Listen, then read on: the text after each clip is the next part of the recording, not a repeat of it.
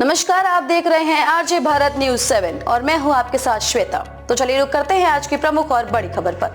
दिल्ली में फिर तलब किए गए एकनाथ शिंदे और अजीत पवार, देवेंद्र फडणवीस का दावा, सीट बंटवारे का मुद्दा 80% तक सुलझा। आगामी लोकसभा चुनाव में सीट बंटवारे को लेकर बीजेपी और सहयोगी दलों के बीच मामला पूरी तरह सुलझा नहीं है। नागपुर में उप मुख्यमंत्री देवेंद्र फडणवीस ने दावा किया है कि सीट बंटवारे का मामला 80% सुलझा लिया गया है, बाकी 20% मुद्दों पर बातचीत जारी है।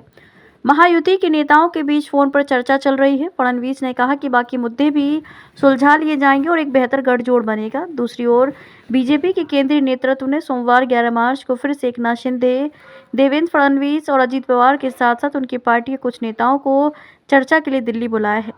इससे माना जा रहा है कि तीनों दलों के बीच सीट बंटवारे का पेंच अभी सुलझा नहीं है। इन सीटों पर मंथन जारी। शिंदे सेना की वाशिम यवतमाल, भावना गवली, रामटेक, कृपाल तुमाने, मावल, सीरंग, बाड़ने, कोल्हापुर, संजय मांडलिक और पालघर राजेंद्र लोकसभा सीटों को लेकर महागठबंधन में विवाद चल रहा है। बताया जा रहा है कि इनमें से कुछ सीटें गृह मंत्री अमित शाह ने बीजेपी के लिए मांगी हैं। इसके अलावा कुछ सीटों पर उम्मीदवार बदलने के लिए भी कहा गया है। अजीत पवार को बीजेपी सिर्फ 4 लोकसभा सीटें देना चाहती है। पवार 17 लोकसभा सीट छोड़ने को तैयार नहीं है। उन्होंने 4 लोकसभा सीट बारामती, सतारा, रायगढ़ और शिरूर मांगी है। बीजेपी 17 सीट छोड़ने के बदले परभनी सीट अजित पवार गुट को देने के लिए तैयार है। महाराष्ट्र में लोकसभा सीटों का हाल। शिंदे के नेतृत्व वाली शिवसेना, अजित पवार के नेतृत्व वाली एनसीपी और बीजेपी महाराष्ट्र में गठबंधन में लोकसभा चुनाव लड़ेंगी। महाराष्ट्र में लोकसभा की कुल 48 सीटें हैं।